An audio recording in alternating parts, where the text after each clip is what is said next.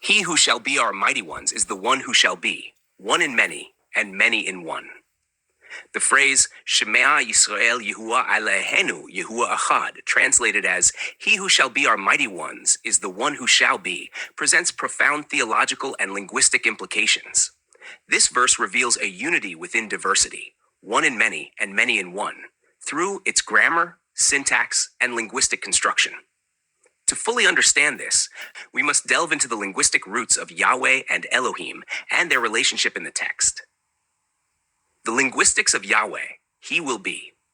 The name Yahweh derives from the Hebrew root hayah, meaning to be or to exist. Grammatically, Yahweh functions as a proper noun, yet it carries a dynamic sense of being. The name signifies He who shall be, emphasizing not only existence, but also future manifestation. This aspect of becoming highlights Yahweh's role as an active, self-revealing power.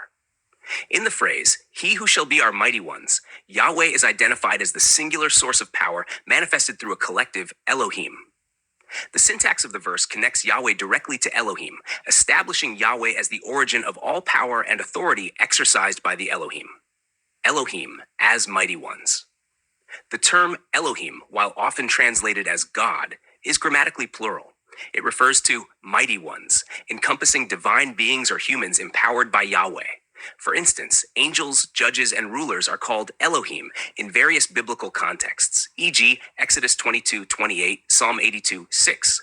Elohim, therefore, does not imply a singular entity, but a collective group through whom Yahweh operates. In this verse, Elohim refers to a group, divine beings or humans, acting as the agents of Yahweh's will. Linguistically, the possessive suffix enu in Eloheinu, our mighty ones, personalizes the relationship, indicating that Yahweh is the source of power for this specific collective. Yahweh manifest in the Elohim. The phrase Yahweh Eloheinu emphasizes that Yahweh, He who shall be, is manifesting Himself in the collective mighty ones. This manifestation occurs through the emanation of Yahweh's Spirit. The Spirit is not a separate entity, but the extension of Yahweh's corporeal power. This aligns with the idea of Yahweh as El, the supreme corporeal power, whose essence is shared with and expressed through the Elohim. Syntax and grammar, one in many.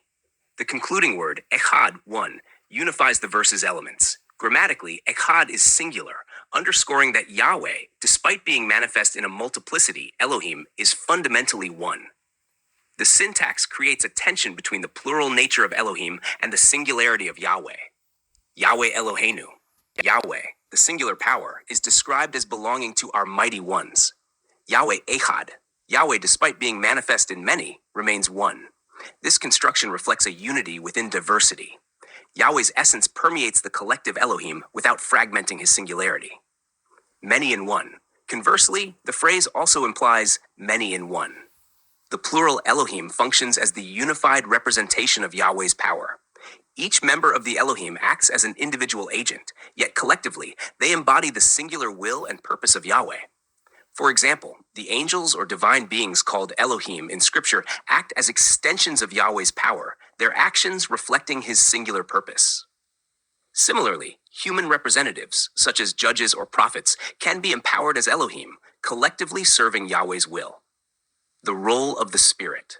The mechanism by which Yahweh becomes manifest in the Elohim is through His emanating Spirit. This Spirit is Yahweh's corporeal essence projected into the natural universe, enabling His presence and power to be realized in the Elohim. This dynamic relationship reinforces the idea of one in many and many in one. Yahweh remains the singular source, while the Elohim, empowered by His Spirit, act as the collective manifestation. Conclusion. The phrase, He who shall be our mighty ones is the one who shall be, encapsulates the profound unity and diversity of Yahweh's relationship with the Elohim. Linguistically, the plural Elohim and the singular Yahweh are reconciled through the concept of manifestation. Yahweh, the singular corporeal power, becomes manifest in the collective Elohim through His Spirit, creating a unity within multiplicity. This understanding dissolves the apparent contradiction between singularity and plurality, affirming that Yahweh is both one in many and many in one. Yahweh's essence is singular, yet His power is distributed among the collective Elohim, who act as His agents, embodying the unity of His purpose and being.